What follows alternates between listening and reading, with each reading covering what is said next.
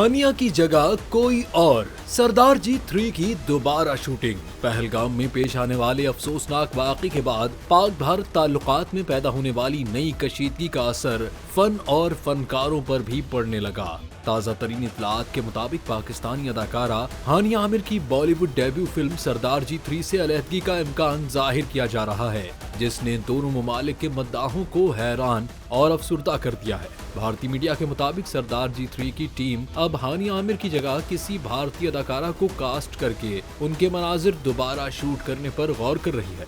ये खबर सामने आते ही सोशल मीडिया पर तूफान बरपा हो गया। एक सारिफ ने लिखा, फन को सियासत की भेंट चढ़ाना कहाँ का इंसाफ है। जबकि एक और मद्दाह ने कहा, दहशतगर्द हमला किसी और ने किया, सजा फनकारों को क्यों दी जा रही है। अगरचे फिल्म के हिदायतकार या प्रोड्यूसर की जानिब से इस बारे में ताहाल कोई बाज़ाब्ता बयान जारी नहीं किया गया, ताहम कयास आराइयां जोरों पर हैं कि फिल्म साज दबाव या तनाज़े से बचने के लिए हानिया की जगह किसी और चेहरे को कास्ट करने का इरादा रखते हैं।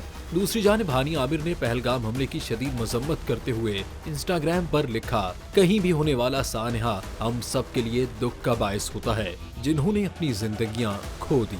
दुख और उम्मीद में हम सब एक हैं।